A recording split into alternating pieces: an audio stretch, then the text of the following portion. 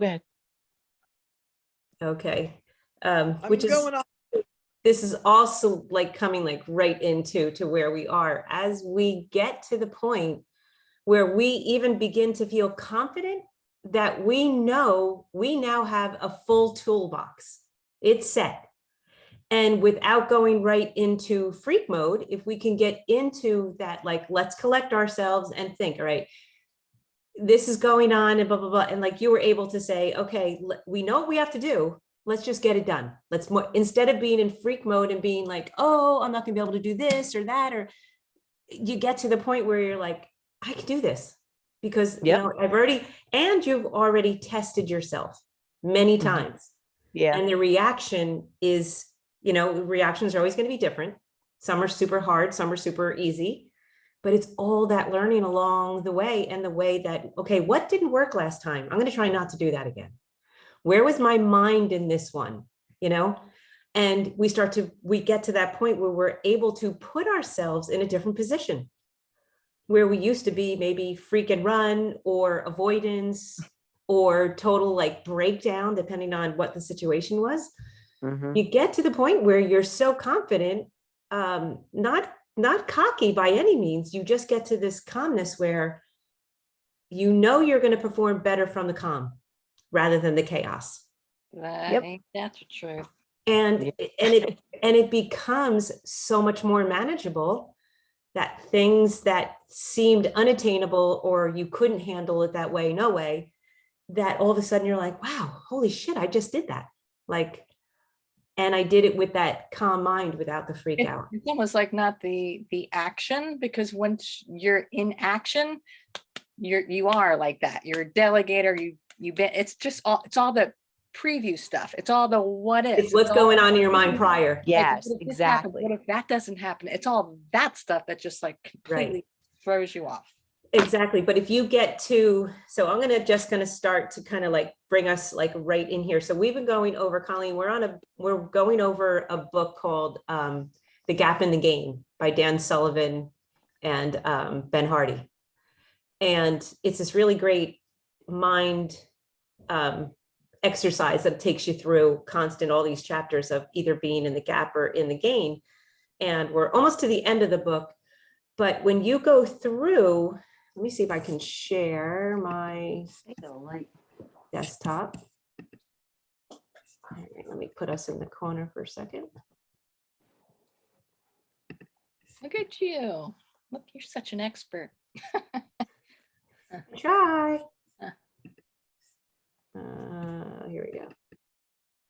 So remember in the beginning when we were doing the gap in the gain, we were doing like how are we going to do this? This is all part of changing our thinking. So this whole course, it's setting your whole body up, but at certain points it comes down to the connection, the huge connection between the mind and the body. And we're going to get into that a little bit more deeply coming forward. So, but how do we do this? How do we change our thinking? So we went through the triangle practice maybe 2 sessions ago or so, where we have our thinking changes our opportunities depending on what we think, and then the results. But if you start with a result, then from the result, what changed in your thinking? And from what changed in your thinking, what new opportunities did you have? What is now starting to get better and better because you changed your thinking? So that's where this is the book, The Gap in the Gain, Kyle. If you just, it's really easy on Kindle and all that. If you want to read it, it's pretty fantastic. Benjamin Hardy is, he's an author, and he is kind of he goes in, and so Dan Sullivan is teaching these coaches, the strategic coach, and this guy is just brilliant in what he's done and how he's transformed businesses and people. Benjamin Hardy reports on them and goes, so they kind of did a collaborative. So if we go into the gap in the gain, so now we're getting kind of into the end of it, and we did a great little exercise last week. We did the transformer exercise, but you want to train your minds in the gain thinking, so away from those negative stressors. So if we go into back into the very beginning of this course, we have our 10 habits. So why are we mixing the 10 habits, which are like, this is the circadian rhythm of nature and our bodies and keeping everything. Why are we kind of mixing that with the gap and the gain? And the gain, it's integrating the thoughts and the practices to gain your health. As we know, that mind-body connection is the way to keep the connection between your health of stress and everything that goes on around us on a daily basis, and keeping ourselves away from those negative stressors and pulling in those positive stressors. So the habits are basically living, as we know, in the circadian rhythm. So your body, everything performs better when we are connected to our circadian rhythm. It's based on the health, our gut health, everything, the microbiome, our gut health, all the way our systems work, the way our mind works, the way we cleanse our mind out. All of this has to do with getting back into and actually using circadian rhythm to keep ourselves balanced.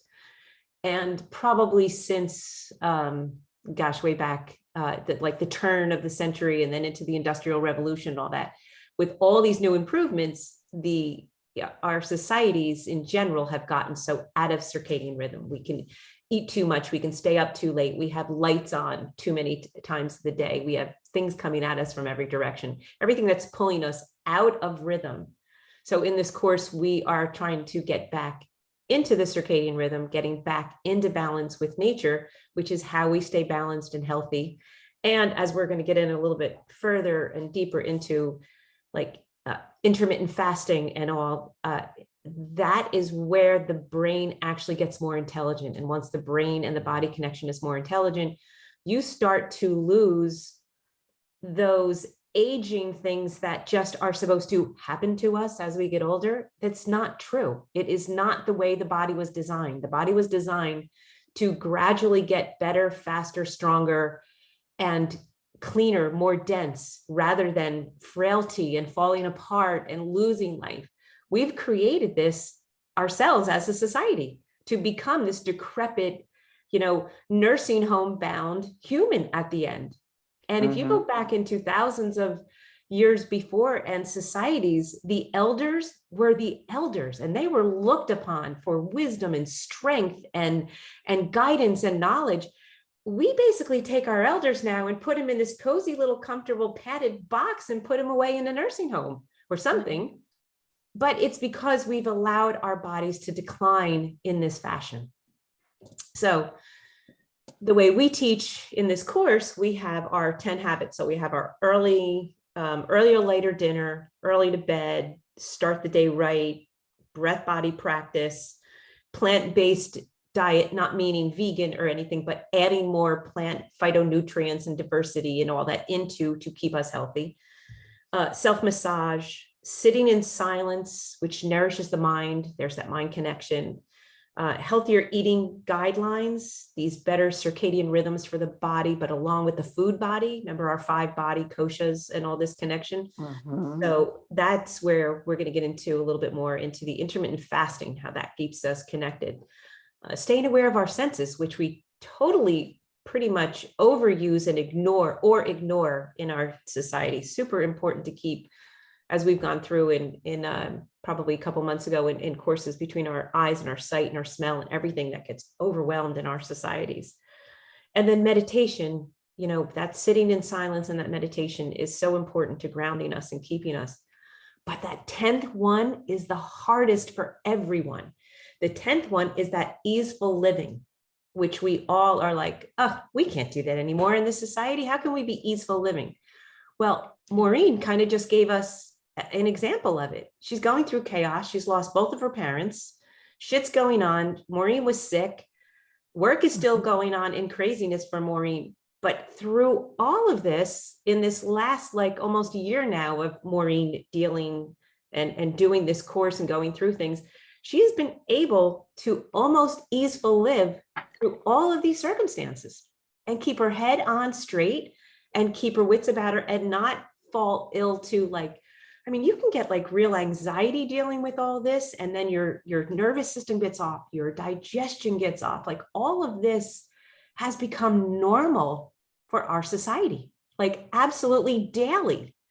And so the easeful living, in my opinion, what I've heard from like doing this for a couple years now too, with lots and lots of different people, all the other ones are, you know, how we go back to what is our keystone habit, what are our keystone habits, what ones can we kind of stack together. But the easeful living, in my opinion, for me, is, as, and I've heard reported back, is the hardest, because to get to that point, we kind of need all of the others to help us get to that point, but it's a constant reassurance. So the gap and the gain, the way that we're going through and reporting at night to ourselves, like we're kind of writing these things down at night, and then we're reflecting on what we're going to do again tomorrow. So if you read here on this from Dan Sullivan, the author, and he's the strategic coach, he has the course that he does. Your future growth and progress are now based in your understanding about the differences between the two ways in which you can measure yourself: against an ideal, which did someone just talk? Oh, how funny. No. And someone's outside the cottage talking. Oh. Okay. Against an ideal, which puts us what we call the gap. So if you're constantly thinking in the gap, it's against your starting point. You're always looking like, oh, I didn't get anywhere, I'm in that gap. Or against from where you started to where you are now, rather than where you are now to I'm still not at that ideal, I still didn't get there. So back here, if you remember. I have a really great thing to contribute. Okay. So, you know, my goal was to lose 30 pounds and I lost 13, like right off the bat. Yes. Well, I have now gained 15. Yeah, I gained it back. Okay. Over the holidays. And so if I measure from my starting point, I'm like really in the gap. Mm-hmm. Right. But so I know that, right? Clearly I gained back 15 pounds, not just the 13 that I lost. But when I think about, I mean, a lot has changed, right? I am doing the intermittent fasting. Almost every day I get at least 14 hours. Good. Right. And I'm making a concerted effort to have a bigger meal at lunch and a lighter dinner. Mm-hmm. And, you know, I'm not always in bed by 10 or 10:30, but I'm in bed at that time more frequently than I used to be. Yep. You know, so there are places where I have made those changes, even though I gained 15 pounds between November and December. And can I add in, and Maureen, you were here on the very beginning. Laura, if you think about what your attitude would have been in September when you started. Oh yeah, huge. You would have been negative on yourself, but you would have been in the, this can't work, this isn't going to happen. Like, so you've already jumped like 3 ladder rungs. Here's our ladder. Yeah. You know, these small incremental changes is also changing your mindset. You would not have said those words the way you just said them now in September. I agree, because I wasn't doing any of those other circadian rhythm things, right? I was. Right. So you're measurable against what you've achieved from your starting point. That's huge gain. That's exactly where you want your mind to be. Where did I start and what have I achieved? Not up here, as we see, you can see this cursor here where they're measuring between what they've achieved to the ideal. They didn't get there yet. They didn't get there yet. That plays on your mind. That's a constant push down of the mind, which then affects every system in the body. As we constantly do that on the mind, it affects the whole system, every system in the body. Yeah. So right, Laura? So you, exactly. Yeah, I mean, I would also say, I know myself, I mean, I can gain 7 pounds in a 4-day weekend. It's water weight, right? It's alcohol and salt and stuff like that. And so gaining 10 to 12 pounds over a holiday season, yeah, I mean, that's kind of that's my MO. Yeah. It's like, Well, I this could probably is, gain 3 or 4 pounds in a holiday season or something, and it's relative to your size, but I could definitely do that and be like, oh, great, darn it, but yeah. So anyway, I just,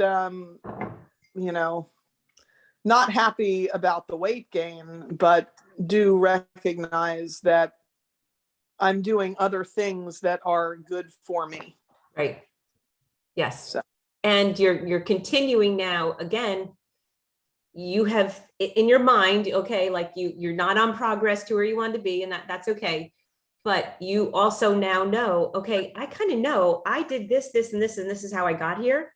So I'm going to kind of do that opposite of and I'm going to get back into doing. I'm going to get up early and do my, exercise in the morning. I'm going to get that blood flowing. Maybe I'm going to add some spice. Maybe your lunchtime has some spice in it. Like, there's certain things that are going to activate you, knowing what you need to do. And maybe that earlier, lighter dinner is followed up with a tiny walk after food. Like, you kind of know now what you need to do and how it's going to react and work on your body. And if you keep doing the gain measurement at night, and then we're going to get into, so we just did a quick little run through on what the 10 habits are. And as I said, most people really find it hard. In the beginning, the earlier, later dinner is a huge one for people. They're like, can't do that. We don't eat till 9 or 10 at night. And that's family time and all. Like, it's taken people a full year. Took me almost 2 years, probably, all through Ayurveda school and all this, to understand how important and what an impact that made on my body and my life. And the influence, as we know, it's not just us, it's everybody around us in our circles that are influencing us all day long. And it's really hard to shift some things. So earlier, later dinner is a very hard one but it's, as I don't know, you'll all attest, it's a game changer. That one is a game changer as well. So think about the 10 habits, and for a minute, like, what does your body need right now? What is it?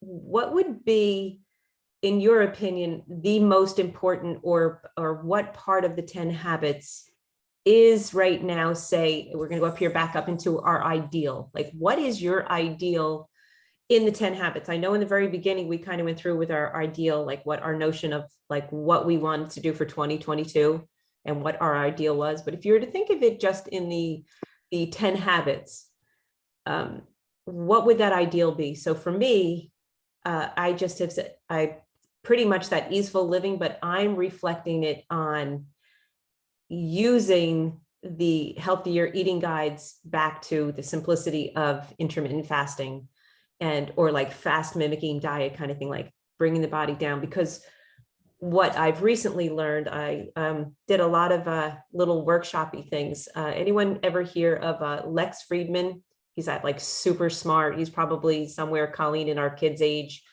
like maybe from Glenn's age to Travis or something, like in that age group. And he's an AI guy, and he does for MIT. He does does research and development stuff for MIT, but he's like this brilliant young guy. And he does, one of his things is the life in the day. Someone will give the report, like some super smart or some super successful person will give you this is my life in a day. This is what I do in the day.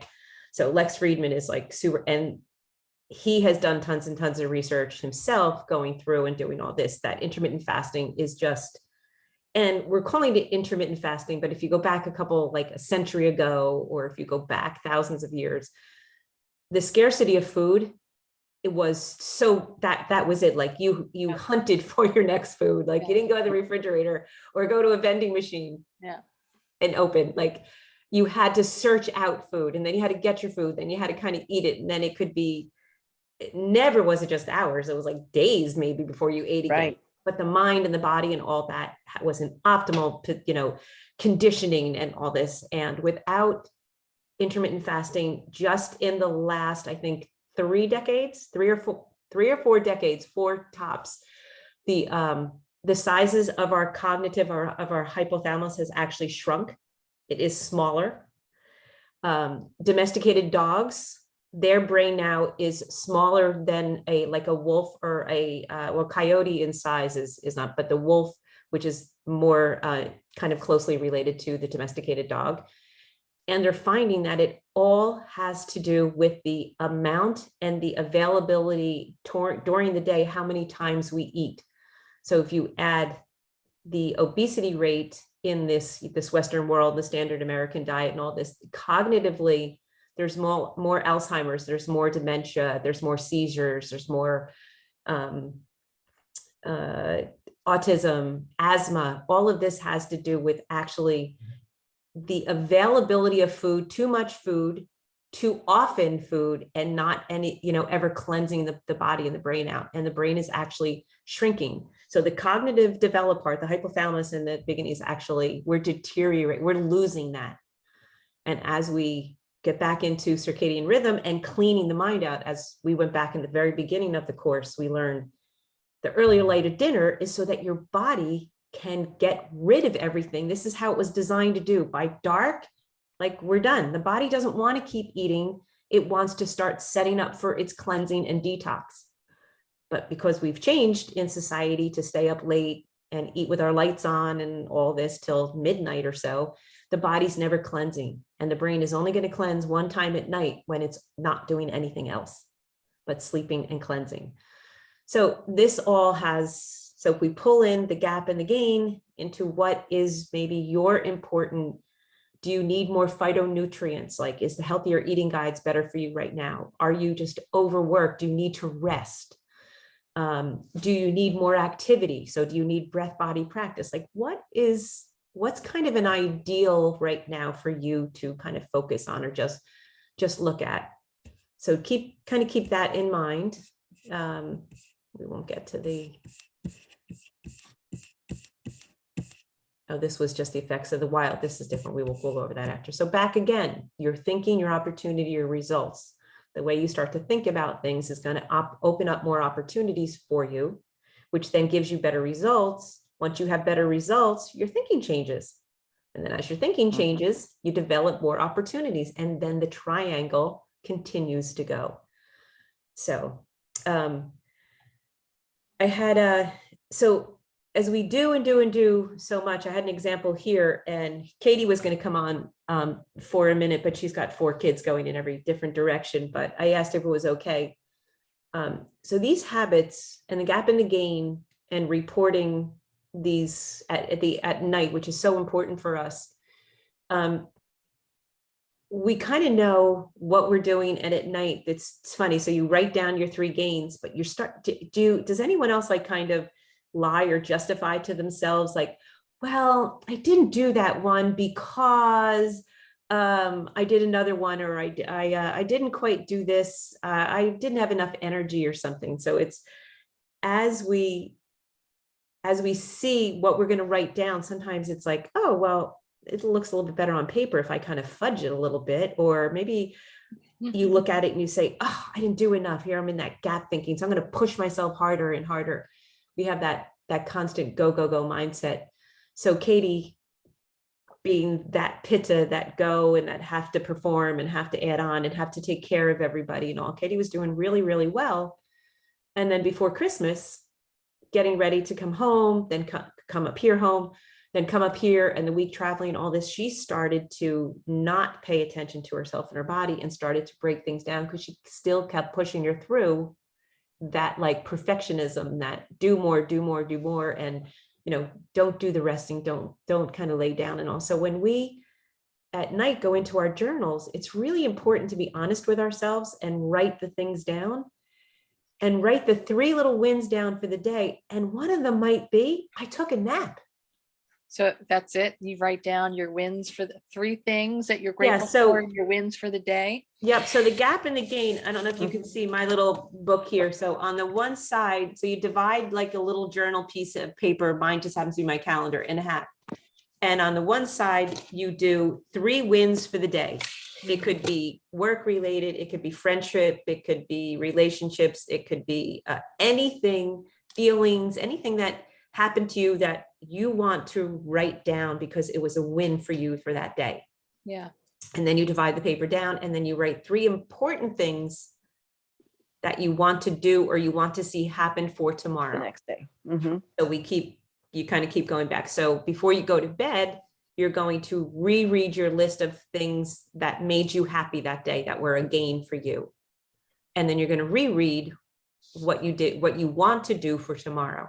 Mhm. And the first thing you do in the morning, when you kind of get everything going and organized, you open up and you look down to what are the 3 things you wrote last night. So when you write them down on paper, it cognitively connects with you. So during the night, you're actually processing those 3 things that are important to you. And so in the morning, you've almost run them through already, like in your physiology, you've actually felt you've kind of worked through them. So it's this constant feedback loop that is just works brilliantly for you. So back to Lex Friedman, and then there is Mark Mattson, and he's this neuroscientist from Johns Hopkins. And again, he went into the intermittent fasting, and it's the only way to keep the brain functions working, how we've totally, like, cognitively are declining our actual IQ. I think we went through this last class, Mo, over there, or the time before. We're as a society, of course, there's all these brilliant people and we all feel like we're smart, but the measurement of our IQ and our brains are getting smaller. And the more obese, say, a population or whatever is, there's like 9-year-olds, 10-year-olds, the cognitive development is declining in that age group so much faster than it has ever in history because of the availability to food and snacking and the Wow. processed foods. So it's really, it's scary. It's a real thing. Yeah. So again, this is it's connecting the dots and how intelligent we want to be in our body and our nervous systems and like how we want to do this. And that gap and gain, the gap is that constant negativity. So say there's people that stressful thinking constantly, like say you're surrounded with negative people. Maybe you're at work and everybody, say there's someone at work that's like down, down, down. Maybe you have a family member. One of my calls in school last week was like, I went home for holidays and we were all talking about the gap and the gain in it. And she said, it's crazy. The gap is my mother and the gain is my father. And it's so obvious. Like one person's all negative all the time and someone is positive all the time. This one brings me down and gives me a headache. And that gain person, you grab it. You want to be around that type of a person more and more because it makes you higher and better. And so kind of play around with that and see, are there things in your life? Are there people? Are there even, so as we've spoken of many times before, that negative bias is super, super strong on our physiology, but it's not only the people, it's like animals. There's vibration in animals and in plants and in social media and the news and everything. All think about what you're interacting with. Like animals bring you joy normally. Like animals bring you love and joy and this amazing vibration. But say there's a neighbor's dog that's out barking all the time, or the dog is scary, or you happen to live by our farm over at work and the peacocks, you might hate the noise of the peacocks all day long.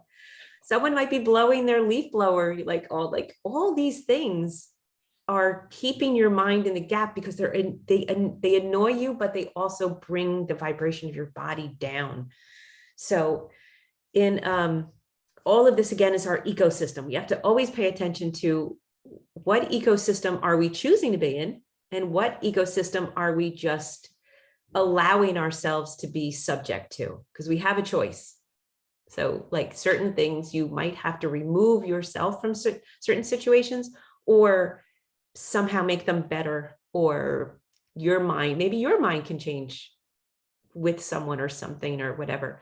But the social media one is a really, really important one. So the both Lex Friedman and Mark Mattson both were saying there's a particular amount of minutes. So if you open your social media, the first few minutes up to like 2 minutes, 3 minutes, 5 at the max, you're in joy mode. You're usually in happy, achieving, like you're reacting to funny stories, good stories, your own postings.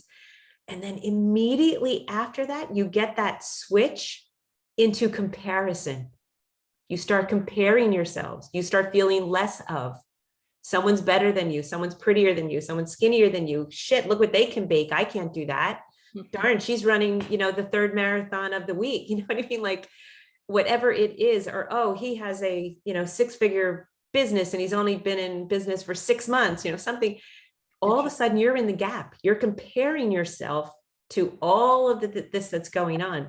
So they're finding opening your social media for that 5-minute, that joy hit, that achievement hit, that I'm happy to see, somebody's grandchildren or something, like whatever it is, or the cute little dog. But then after that, unless you're creating, if you're only being a consumer, turn it off, put it away, like check what you have to check and get that good hit, but don't allow it unless you switch it right away to you're being the creator. Like if you want to make a post or something, or if you want to react with someone, but that constant scrolling has become really detrimental to the channels in our bodies and our mind. So in Ayurveda, I don't know if you've heard me say these words or not, there's 2 words, the channels, the srotas. Have we talked about any of the srotas now? So we have these main I don't think so. channels. If you know of like Reiki and Chinese medicines and all this, like the nadis, they're like those tiny little, compared to like tiny little rivers in your body. So there are all these like nerve cells and these channels of energy within our body. But the shrotas, there's a couple really big ones. So all the little tiny nadis and things feed into our shrotas. And these shrotas are, they're like energy channels in the body, and they touch every cell in the body, somehow makes its way through. And we have the, I think there's many major ones, but there's Pranavaha Shrota and the Manovvaha Shrota. And prana, if we remember kind of before, prana is that life force energy in the body. And vaha, you can kind of connect it to vata, which is movement. It's carrying things like from here to there. Vata is directional energy. Remember, it's up and out and in and over. So the prana vaha shrota is that main feeding the body in every cell, everything. It's that life force that connects that vital life path in our body. So that gap thinking disturbs that feeding of our bodies, the channel. In a holistic medicine, it's like that energy and flow of information as well. So that gap thinking really interrupts this, but the gain thinking, when we're in gain thinking, we are continuing to feed the body and the cells through these channels of energy that are open, and you can connect them even to the 7 chakras. So the 7 chakras are in line also with with the Mahavraha Shrota, the main Shrota. So Ayurveda kind of uses it as diagnostic measurements as well. So you can see the vital life force in a person. So prana is also anything that feeds the body, and oxygen. So it carries the more prana life force, like when we take those breath body practices and we really, like in yoga, open our bodies with the breath, and you can start to feel energy moving through. It's actually more oxygen within our red blood cells getting to more points of the body. So it helps in digestion. It helps in all of these channels, this main channel, Pranavaha Shrota. And it's just this really beautiful way of moving blood cells and oxygen and feeding the bodies. But it also, as it's feeding all the cells of the body, it's feeding the microbiome. So the microbiome, as we know now, is the connection between health, disease, whether the body is balanced or not. That's really our health. Is how strong your microbiome is how healthy you are, how strong you are. So Ayurveda, again, and all holistic medicine use the nadis and the shrotas in this measurement of how healthy or not you are. And then we have the Manovvaha Shrota, which is the mind connection. So as we know, back to the gap in the gain and the thinking, the mind connection between all this, as we are reporting at night our gains, we're reinforcing that connection between feeding our bodies, feeding our minds, but the mind connection to actually getting into the gain rather than the gap, because that Manovahashrota, which is the mind connection, the gap can really, really disturb our health and bring us into many, many disease states. I mean, amazing amount of because the mind is controlling basically the amount of disease in and out of our bodies, because the mind is also connected to the microbiome and the mitochondria, which is all the energy force and that power pack of our cells. So it's all connected, so that Pranavana Shrota and the Manovana Shrota, all of this is actually reinforced within this silly little exercise that we do at night. But now we're going to take it to another level. Not only are we going to write these down at night, but it actually becomes, so the 2-minute accountability. So you report your gains daily to yourself. Right now, we're just reporting these. But Pearson's law, when performance is measured, performance improves. When performance is measured and reported back, the rates of improvement accelerate. So there's Jim Rohn.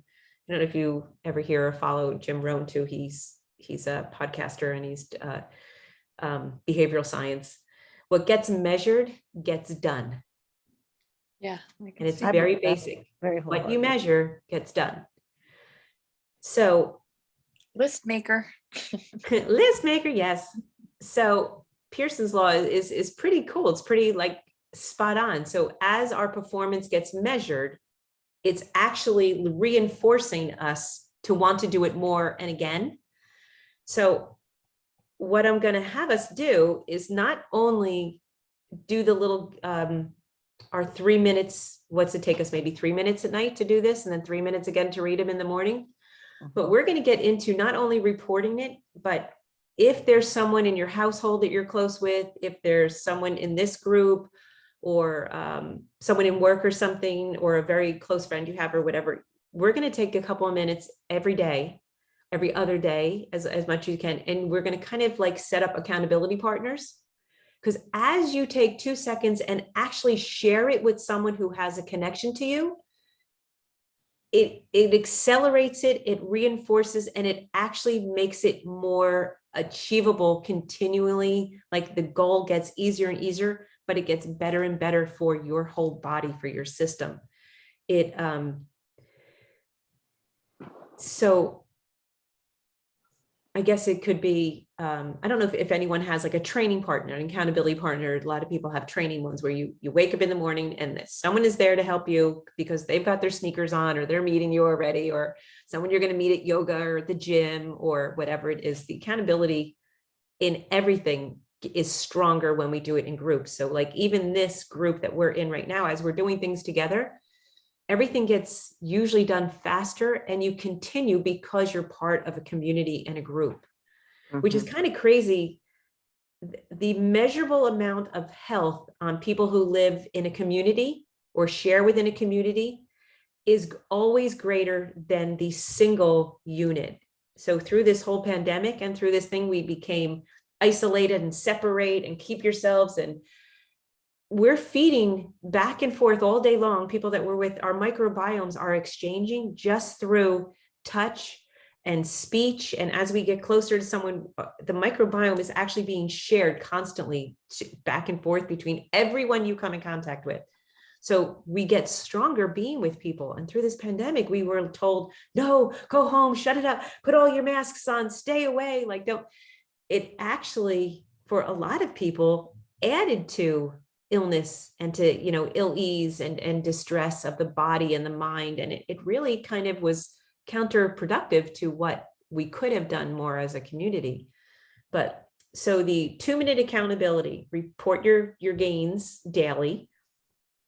And then if you can find someone, report to them. You could send someone a text and say, real quickly, I did I went to bed early tonight, or I nailed that exam I had to do, or my final report was done, or I walked an extra block today, or I didn't eat my snack at 8 p.m., whatever it is. I read a book tonight instead of turning TV on. Like, it could be anything. I wanted to walk the dog today instead of doing a report. I did it. Like, something, it has to be where it actually makes you feel good about yourself that you wrote Does it it have to down. be a person? Can it just be presence, karma, whatever? Yes, yes, yes, you can say it out loud and do, but it's usually better, because what you want to do, it's this fun thing of what they say, like, bask in the glory.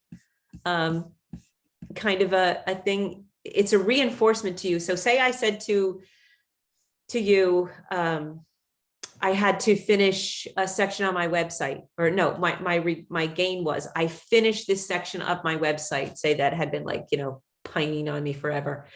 As soon as I say those words to you, you might be like, oh my God, that's great, or whatever. Immediately I feel better, because I did something I was trying to do, and I had a little bit of a feedback from someone, which reinforced me now much higher and much greater than me just saying to myself, damn, I did that. I finished my website. I feel really good. But when someone gives me a little bit of feedback, which sometimes is kind of hard for people to accept, that, like, positive, feedback from someone, like when someone says to you, oh my God, you look so pretty today, or, oh, you were so kind, or oh yeah, okay, well, how about those Mets or something, we're not able to take Accept it. those compliments. Yeah. So we start to reinforce that little button too, of like, yeah, I did it. Like, I didn't want to get up today and exercise, and I did it.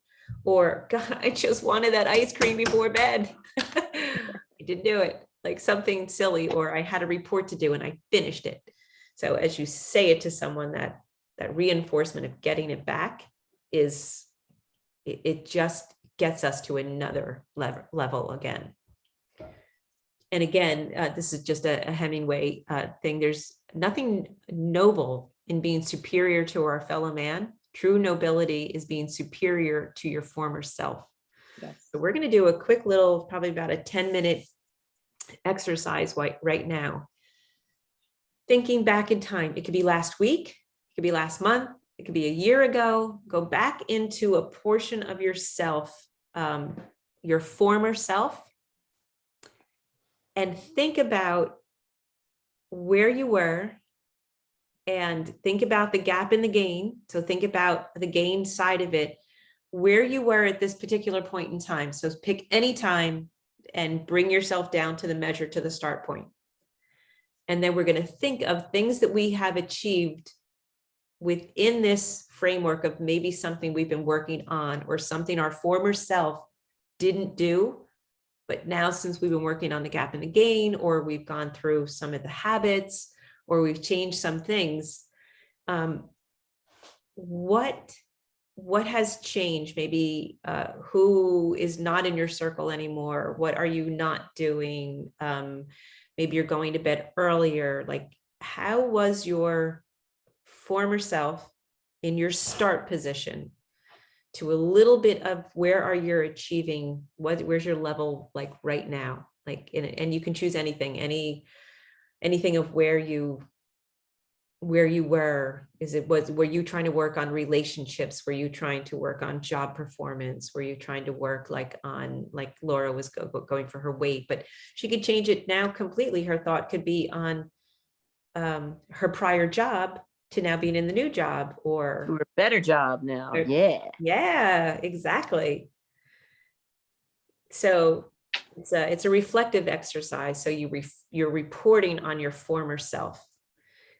Like, what's shifting, what's changing, maybe you're not hanging around with the same people, or maybe you're looking at people differently, or maybe you're expanding something. Like, it could be anything. So you're kind of reflecting on that former self and that development of achievement, some kind of achievements between a starting point and now. What we're doing is we are strengthening our winning muscle.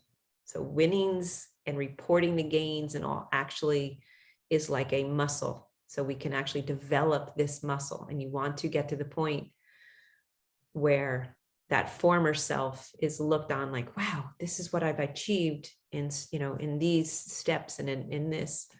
Because we can get into the gap. They think most people are in gap thinking about 100 times a day. And the more you catch it, you slowly start to unwind where that gap gets less and less and less and less and less. I got mine. And well, I mean, I have a couple of them, but I have a personal one, like not about work and stuff. Could be about But anything. okay, but from when we started, and and it wasn't about losing weight, it was just about eating better. So when we went through our sessions about, what was in food and the chemicals and what's poisoning our body, I told you girls, and that I cleaned out the pantry. And so I had made myself a goal.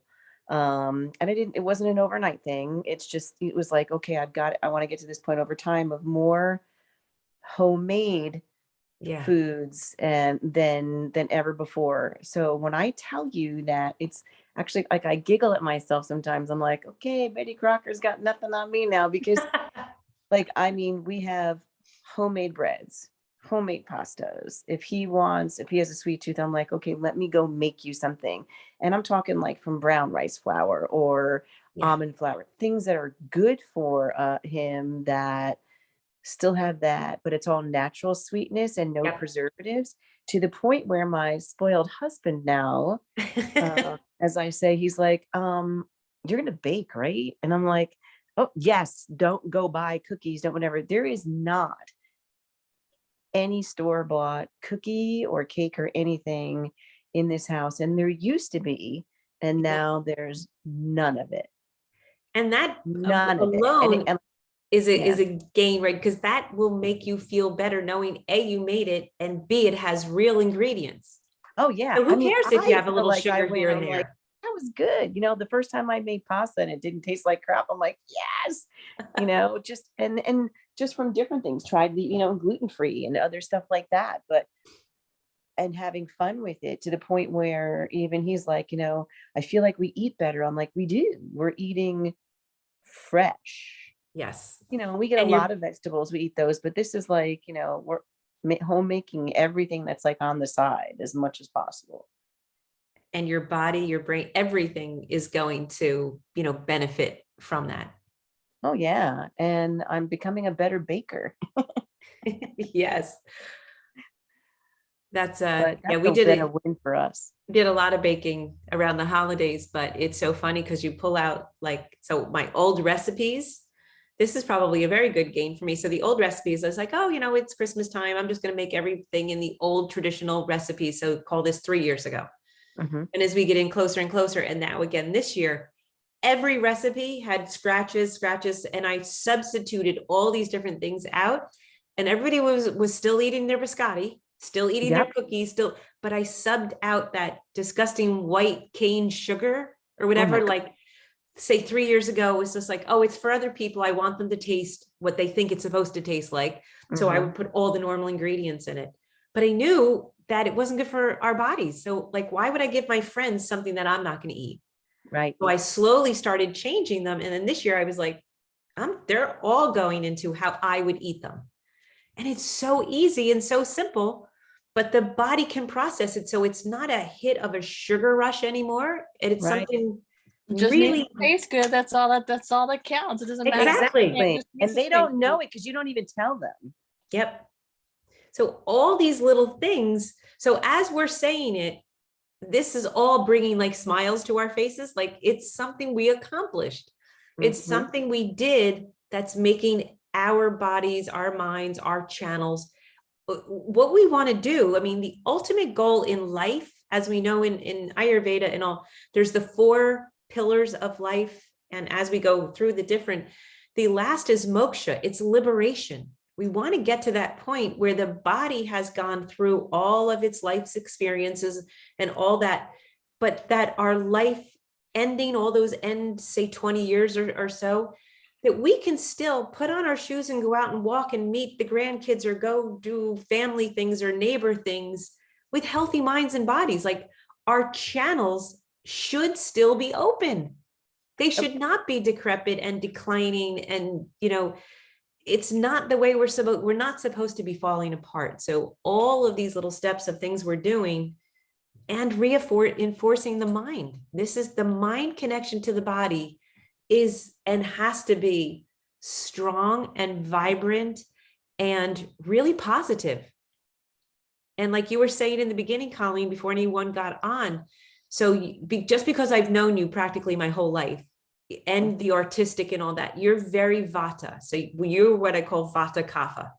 So that Vata, the prime like denoting of a Vata is it's air and wind and it's creativity and it's artistic and it's all that, but it is more like fear and anxiety and kind of holding back and doing, and then when you add the Kapha into it, that slower, that it's more of an inertia down, that's a play on the mind and the body. So as you start to understand what your makeup is, how you can bring yourself back into balance, into other, to get out of these things. I mean, we all know I went through my crazy years of panic and anxiety and all, but my mind, that pitta part of me, got me out of it and above it because I knew I was stronger than that. So it took all of that. But once you develop that and understand the how to, you conquer it. And then then it's not part of your mind and body and that makeup anymore. I feel like I waver on the daily so much back and forth where I feel like I have so much power and strength. And then I'm fearful and I like crawl into a little hole and I'm alone a lot. And it's, and that's not healthy. Knowing like the future of like, my potential move, wanting to be closer to my family, whatever, that is like a huge gray area. And it gives me huge anxiety. Only thing that reels me in truly is when I do a lot of what this practice is, meditation. And if I go to yoga and stuff like that, I'm like just connecting spiritually, physically. I walk out of there, I feel like I can make my list or whatever, say what it is I'm grateful for. But if, and I'm okay for a day or whatever. But if it changes daily for me, and I know what I need to do to be better. It's just waking up and feeling great and just feeling I'm ready to take on the day. Try this, the gap in the gain. Try doing this, like making yourself do it regularly, because after like a week, then after 2 weeks, then it starts to become robotic. Then like, so now like my book is right here and it's the last thing I write down real fast. And then in the morning I look at it again. And sometimes I even add one more, thing into it, but it's a positive reinforcement. So that's what we're trying to get the body into, positive reinforcement loops. You want these feedback loops. I mean, I already got the intermittent fasting thing down because I kind of stumbled upon that by mistake because of my work schedule. So basically I've been intermittent fasting for a year and a half. I've never felt better ever. My mind is clear. My body, it feels, I feel strong, other than whatever had come at me with illness, whatever. But in general, I feel strong, and it's made a huge difference in my life. Huge difference. Yeah. That's cool. Yeah. So. Right. So we kind of had some, I was saying back then, just for the fun of it, like we're reinforcing what they call the winning muscle or the strength of your new normal. So what we were doing way back in the very beginning was I am a person who, and our former self and all that. So the new is like, who have I become now? So this is what we're constantly, so we're doing like identity evolution. We're changing our identity by changing our habits, because your habits actually reflect who you are. So like Colleen, you are things that you do. So you would call like you're a chef, or you're an artist, or you're, even a dog owner, like you love your dog, like something like that. So, but our habits, what we do is a direct identity of who we are. So if we want to change who we are, we have to I change need to our paint habits. more. That's all there is to do it. I'm not cooking and I'm not painting. It's a huge part of why I'm suffering right now. Yeah. It's So, my but, identity. so it's changing your habits. So we're going to go next week. We're going to go into, we're just going to like close out the gap and the gain, but back into the habits and back into like trigger habits, like getting back into that mindset of it. I started rereading the Tiny Habits book and the create the 3 recipes and things. So just kind of keep that on the back burner and back of your mind. We're going to go into the Tiny Habits. His book is a tiny little book. Tiny habits, and it's a tiny book. Yes. Oh, that's true. It's Tiny Habits and a tiny book. Yeah, it's not a big book at all. So it's like the What is this? Atomic Habits. And so I can send the link.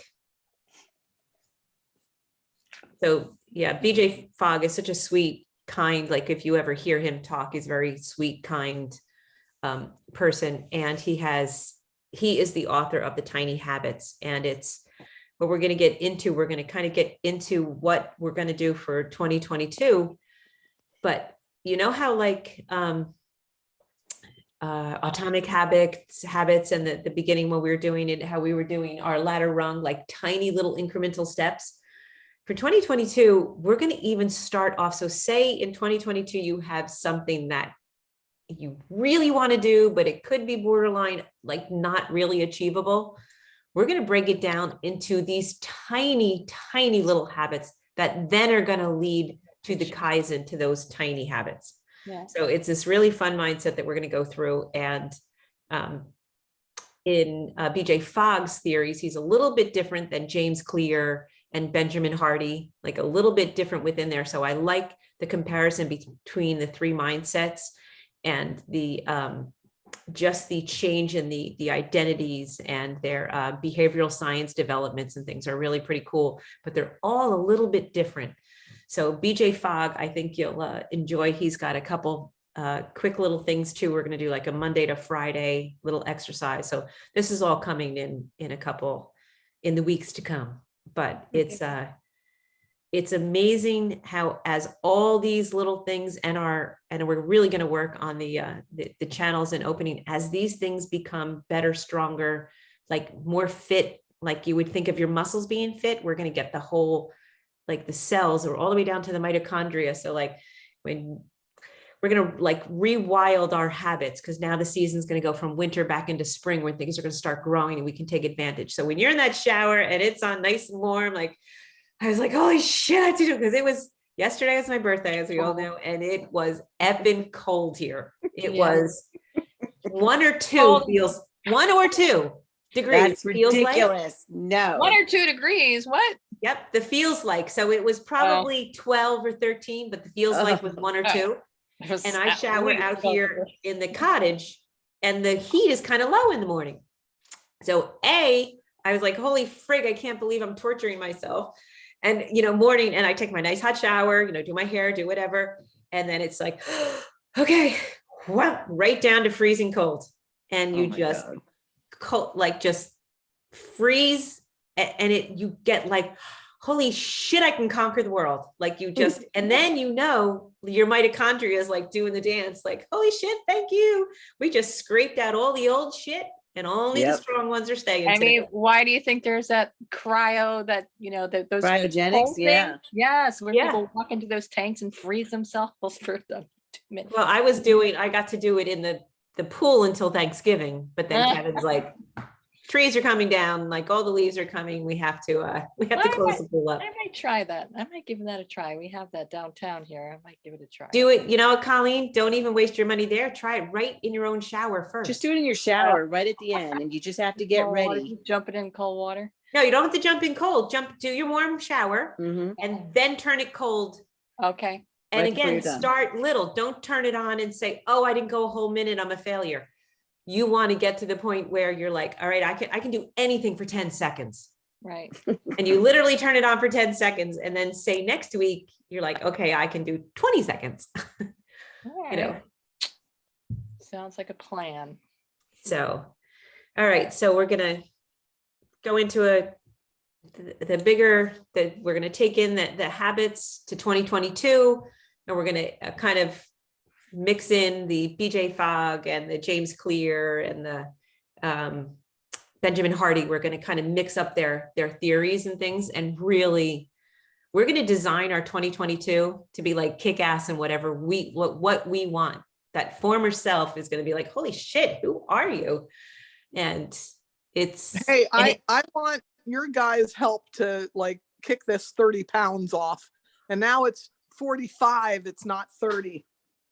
all right. There, you know what? You know you can do it, Laura. 32 because you were down 13 and gained 15, so you're really only up 2. Well, That's a gap. That's a gain. That's a give it to gain, you. thought. I'm going on the positive. all right. That's right. But that's what I need, you know. Yeah. I didn't So you accomplish have it not last- 45. You got 32 pounds to lose. You can do it. All right. So next week when we go into, so Laura just gave hers 2022. Mine is not only so what we're going to get into next too. And if you have anyone that's kind of interested, I'm doing a, I don't know if I'm going to make it 6 or 10 weeks. It's, chaos to order, but it's really going to hit on how Please to reach out to my daughter. Please. I reach will. out to I'm going to my reach out daughter. to a few of the young ones who really, really need to get their health Swear to back in. God. Yes. Yep. So it's Hey, going Deb, to be Curious, about 10 minutes ago, that text came in. Somebody was supposed to jump on, I guess. Ashley. Yeah. Yeah. Ashley. Ashley. Oh, because it says, I'm like, you didn't tell who's pregnant? Because it says Ashley. This is your niece. Yes. Your niece Ashley, was- Peter's daughter.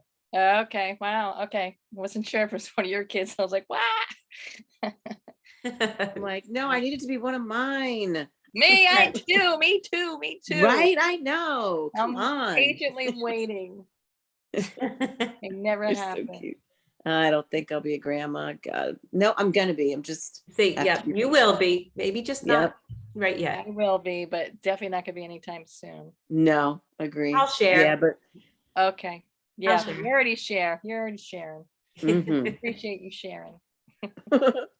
Mm. All right, so let's keep that in mind for next week. Think of maybe something Laura already gave hers for 2022, and again, find an accountability partner. Use one of us. Text one of us. Like again, so for you, Laura, it could be you decided to get up at lunchtime, and after eating your lunch, you walked around your office park or something like that, depending on where you are. Stupid little tiny little things, they all add up. So whatever it is, like on those mornings when I don't want to switch the shower, I'm still doing it. Like, oh, it's cold here. And I'm like, but so whatever it is, for you, that's what we're gonna really kind of dive into. I'm gonna have to really think about that because I'm just gonna have to learn how to be retired. And that's huge. That's a huge Yeah. mind shift. That takes a lot of people. I mean, you're going to have to figure out. So again, you're going to change one thing. You're going to change a habit of getting up every day and going to work to Mhm. something different, getting up and doing what? That void will be a gap. So you're going to have to figure out what the void is. Every human being needs food, water, love, and purpose. You have to have a purpose to Yeah. want to get up in the morning. And those days when you don't want to go to work, or you don't want to say you had a fight with a friend or a spouse or whatever, like, oh, you don't want to like face them. Certain things, like you have to have a purpose in the morning to get up and want to go. And especially like retirement, I know you have so many things you want to do. Start working on them now. Like what will be your get out of bed of purpose in the morning? Honestly, my get out of purpose every morning is to go exercise because I love it. Yeah, there you go. So Good. But, Gain, I mean- gain. That's a gain. Yay. Yeah. Yeah, I want to. Good. Oh, okay, I know what it'll be. I'm gonna really dive into my Italian lessons. oh, Okay. excellent. Yep. Yeah. Yeah, me too. Yep. Hey, we can talk Italian together because that's Oh, on good. my- So do you know? Okay, that's on wait, my agenda. par- mine's do you French. parle Anybody speak Italiano? French? Italiano? My family spoke it when I was very young. My grandmother was from Torino. But I do not speak it. I knew a little French when I was going to culinary school, which I like you to learn how to understand speak it? French too. I used to. I'm like Nowheresville now, so I'm starting for square zero. But it is a huge something that I want to do. So of Get course. onto Babbel I because was gonna say, I do Babbel. I use yes, Babbel and I for love French. it. But it's like I have, there's Does it things I'll encourage say you to now and stick with it? Yeah. yeah, Yeah. Okay. yep, $10 a month. Oh, really? Mm-hmm. Is it like kind of interactive type of thing? Yes. Oh, it's totally interactive. Oh, And I can okay. tell you, it's like, because I was doing it like 3 times a week. And now I'm like, okay, I got to get to it because we're going back to Italy in August. And to the things where like, I understand, I Yeah. sit there and like, they'll say something and I have to, write out what it was. I'm like, oh my God, I totally understood that. Like, All right, oh my well, I'm gonna God, jump this on chick, it, I'm and then like, we're this gonna part be of my Italian. brain's working again, Yeah, You must be intermittent fasting. I am. Actually, I do love it. Yeah. Yep. All right, Anyway. ladies, excellent. Let's look forward to next Wednesday. Same bat channel, same bat time. Yep. When Laura, you got this, girl. right. Holidays are over. Hi, And Laura. remember, this week, You.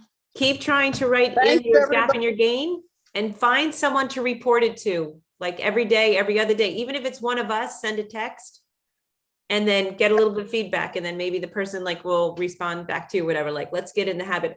We can get back on our Facebook group. And even if we send out one thing to each other, we're all getting it. So we Yeah. could go back Can we to do that? doing Yeah. I don't know I if like anybody's that. on Facebook that. Can you all see each other, or am I the only one that's looking at your computer screen? Oh, wait, stop share. Why'd I do that? There. Oh, okay. And when somebody So- else talks, their There's picture pops Laura. up. Hi, Laura, it's nice to meet you. I'm Colleen. Hey, Colleen, nice to meet you too. How are you? I'm all right. All right, we'll be Italian speaking buddies somewhere down the road, okay? Prego, Sweet. I prego. love it. Accountability. Oh, Prego. yes. Well, I'm gonna have to find my French speaking partner because I've been doing the French with Babbel. So How Have long have you you- been doing it? Please, you Well, must A I'm come lot going of on back it's and similar, forth, yeah. Deb. It Come on really down to my is. booth. there we go. Listen. Okay, we got 2 Italians and 2 French going on here. Ooh, I like it. I do French and Italian. That's my goal. All Yep. right, All right, we'll be doing this class in a different language down the road.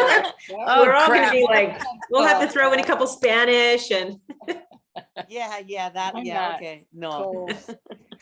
All right, ladies, love you all. Love you, Namaste. ladies. Have a good week. Namaste. Have a good Paul, so weekend. good to see you. Good to see you too. All right, and I'm gonna send in, I think I forgot to send, no, I did. I just sent today the recording, but I'm gonna send today's right after so that you can go through and do anything and send the notes and the agenda with it. This way you have a little bit of a remembering, kind of a place. And to that go. other book you want us to get now? That Tiny one? Habits, Tiny Habits. Okay. BJ Fogg. Okay. JFOGG. Yeah. Okay. Got it. All right. Bye, ladies. Bye, All right. ladies. Good night, everybody. Bye.